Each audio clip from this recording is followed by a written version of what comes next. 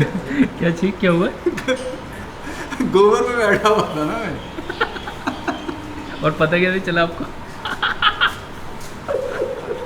पता कैसे चला था?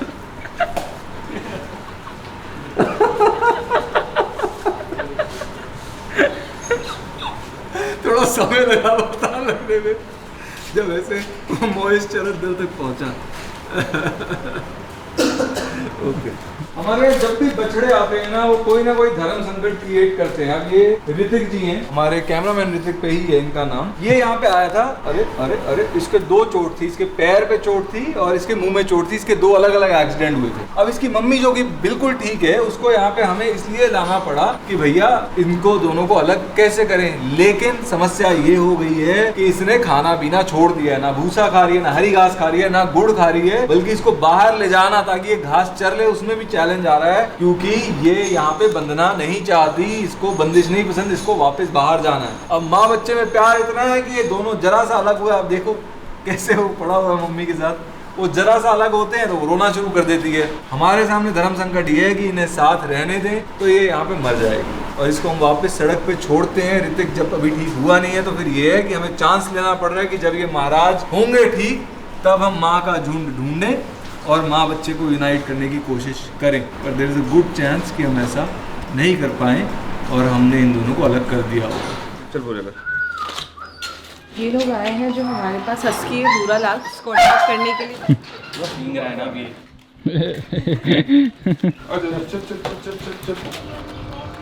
इनके साथ तो फ्रेंडली है काफ़ी। देखो अच्छे से वॉक भी कर रहा है।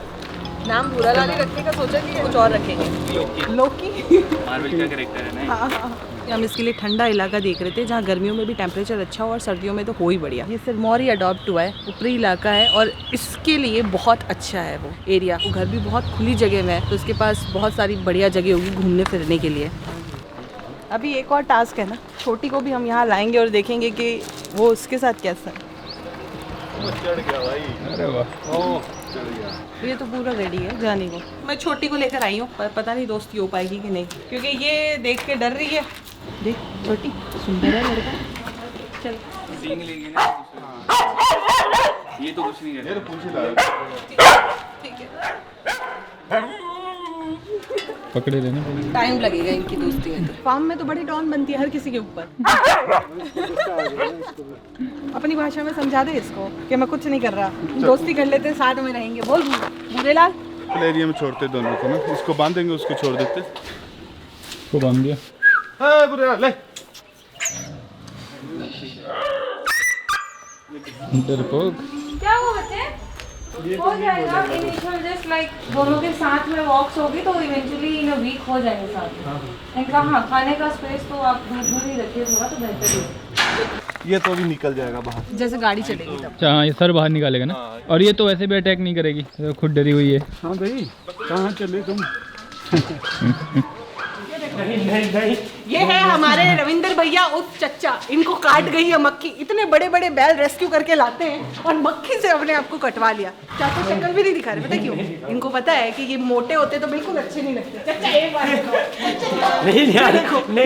मत दिखाना बिल्कुल नहीं। चच्चा की आँख छोटी हो गई है। चच्चा क्या हो गया?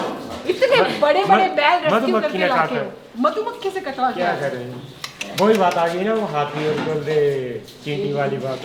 वही है मेरे मोटे मोटे बैल रेस्क्यू करके आते। शक्ल इतनी फक्र की बात होती है कि बोलते रेस्क्यू पे गया था, चोट लग गई। चाचा क्या हो गया? लगी है? मधुमक्खी काट गई। गाय ना वो ऐसे ऐसे बहुत मचलती थी, कूदती थी। फिर हमने एक बार उसके पास से देते तो उसे बहुत गंदी स्मेल आ रही थी। तो उसकी जो हालत थी वो मेरे से देखी नहीं गई। पता नहीं किसी ने काटा होगा, किसी ने मारा होगा। वजाइना में इसको दिक्कत है। भाग रही है क्या? नहीं भागेगी नहीं, एक आंख की अंधी है तो पकड़ी हुई है, पटा जो डालना है उससे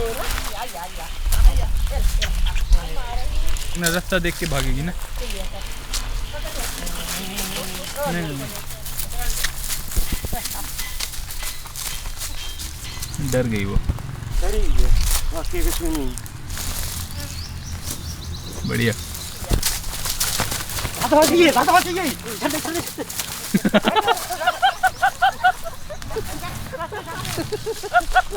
चाचा के पैरों के बीच में आ गई। चलो अब तो पकड़ जाएगी अब तो। चाचा क्या हुआ था? ले जाती है।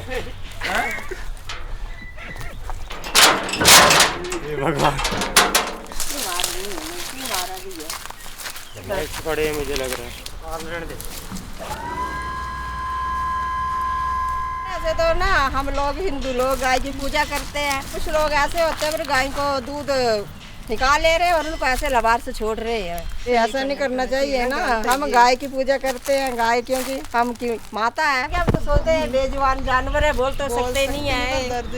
दर्द तो इन्हें जैसा हमें दर्द है वैसे इनको भी दर्द हो रहा है ना। यही देखिए दो जिन्होंने बिल्कुल साथ में हमारे हेल्प करा रेस्क्यू करते टाइम, जैसे घेरा डालते हैं ना, वो भी पूरी हेल्प करा रहे थे। नहीं तो मैक्सिमम यही बोलते हैं कि वो ऐसी खड़ी आप पकड़ लो। पकड़ लो। इसका नाम क्या रखें हम? सोचिए सोचिए। सुरभि। सुरभि। हाँ जी। गाय हमने रेस्क्यू कर ली है। टोटली मुझे 5 मिनट दे दो थोड़ी ठंडी में बैठने के लिए, क्योंकि सांस फूली पड़ी है, धूप बहुत है। बोलिए जी, सुरभि जी आ गई हैं। चलो जी, वेलकम टू पीपल फार्म। कौन सी जगह खाली है हमारे पास? चलो जी आ जाओ। जो इसकी लेफ्ट आई है उसमें भी मुझे लग रहा है कि कॉर्निया में एडिमा हो रखा है, काफ़ी ज़्यादा फ्लेक्स भी बने हुए हैं। विजन होगी बट बहुत कम होगी। तो जो वेजाइनल रीजन है वहाँ पे काफ़ी ज़्यादा वुंड है और उसमें मैगेट्स पड़े हुए थे, काफ़ी ज़्यादा टिश्यू जो है डेड हो रखा है। फिलहाल हमने मैगेट्स को मारने के लिए हमने एक मेडिसिन डाली है, उसके बाद हम जिंक पेस्ट वो यूज़ करके साथ में एंटीबायोटिक ट्रीटमेंट और पेन किलर्स और सपोर्टिव ट्रीटमेंट जो है वो देंगे। कौन है ये? चंपी, पहचान नहीं रहे तुम? बदल गई ना। चंपी जब हमने रेस्क्यू की थी तो इसके पूरे शरीर में वॉर्ड्स थे, फेस पे, गले पे, हर जगह वॉर्ड्स थे इसके, लेकिन अब बहुत अच्छे से इसकी रिकवरी हो गई है। काफी लंबा समय लगा है, ऑलमोस्ट साल होने जा रहा है। मैनुअल रिमूवल भी हुआ है वॉर्ड्स का, होम्योपैथी ट्रीटमेंट और साथ में एलोपैथिक ट्रीटमेंट भी इसमें की गई है। इन तीनों चीजों के साथ ही इसकी ट्रीटमेंट अच्छे से हो पाई है। इम्यूनिटी पे भी बहुत ज्यादा फोकस करना होता है, साथ में इसको सप्लीमेंट्स दिए गए, खाने पीने का ध्यान रखा गया काफी ज्यादा, उसके कारण इसके जो वॉर्ड्स हैं वो रिमूव हुए और दोबारा अभी ग्रो नहीं हो रहे हैं। पेशेंस बहुत ज़्यादा ज़रूरी है क्योंकि बहुत समय लगता है इस केस में ना। गले में जो छोटे छोटे घाव दिख रहे हैं वो जो आखिरी के वॉर्ड्स जब झड़े हैं उसके जख्म हैं छोटे छोटे, जहाँ पर अभी भी ऑइंटमेंट लगाई जा रही है। बट जो इसके केयर टेकर्स थे ये उनके पास ही वापस जाएगी, वो आज इसको लेने आएंगे और जितनी ऑइंटमेंट वाली जो छोटा सा काम है वो आगे वहीं पे कंटिन्यू करेंगे। हमारे पिछले ब्लॉग में मैंने आपको प्रॉमिस किया था कि हमारा बैंगन वाला स्ट्रीट इंटरव्यू एक बार पीपल फार्म वाले चैनल पे पब्लिश हो जाए तो फिर हम आपको कुछ ऐसे सीन इस ब्लॉग में दिखाएंगे जो उस इंटरव्यू में नहीं जा पाए थे।